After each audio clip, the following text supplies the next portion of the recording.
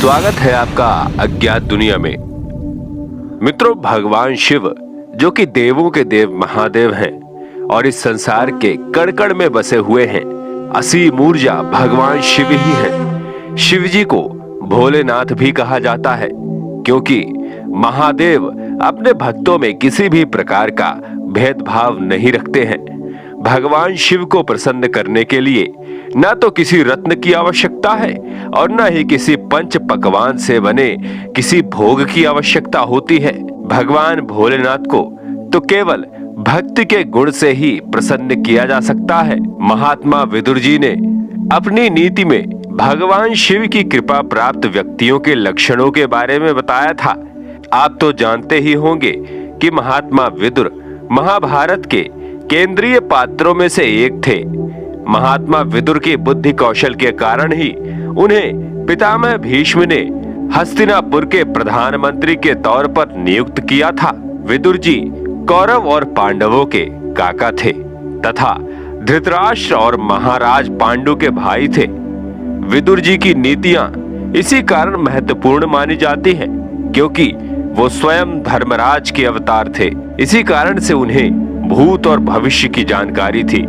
वो जानते थे कि कौन सा व्यक्ति धनवान एवं सफल बनता है और कौन सा व्यक्ति जीवन भर गरीब रहता है।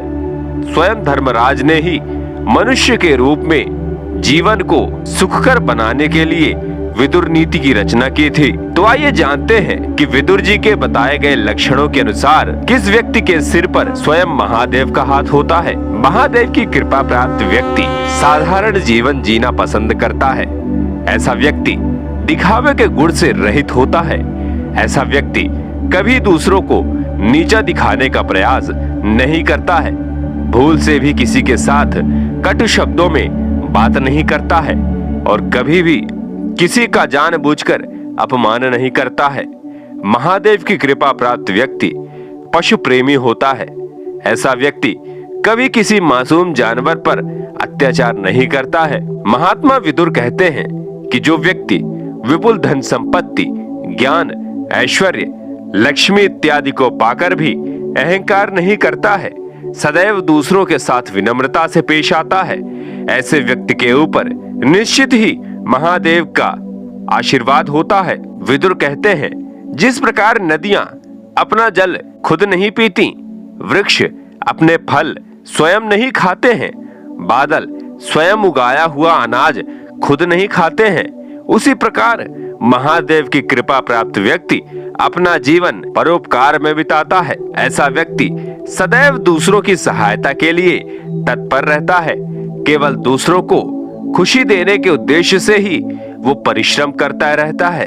विदुर कहते हैं कि जिस प्रकार फलदार वृक्षों पर फल आने से वो झुकते हैं, पानी से भरे बादल आकाश में नीचे की ओर आते हैं और महादेव की कृपा प्राप्त व्यक्ति समृद्धि से गर्विष्ठ नहीं बनते हैं और सदैव परोपकार ही करते हैं।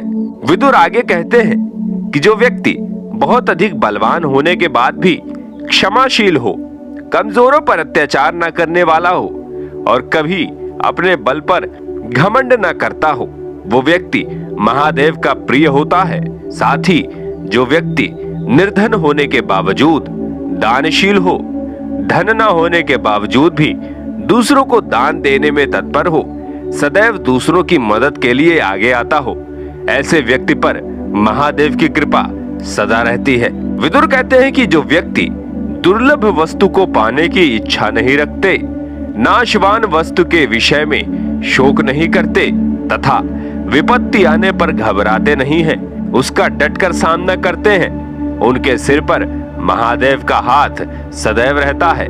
अगर ऐसे लक्षण किसी भी व्यक्ति के अंदर हैं, तो देवाधिदेव महादेव की कृपा उस पर बनी रहती है।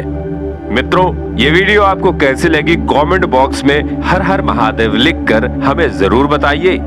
चैनल में अगर आप नए हैं तो चैनल को सब्सक्राइब करके बेल नोटिफिकेशन को ऑन कर लें ताकि हम जब भी ऐसी वीडियोस अपलोड करें आप तक तुरंत पहुंचे।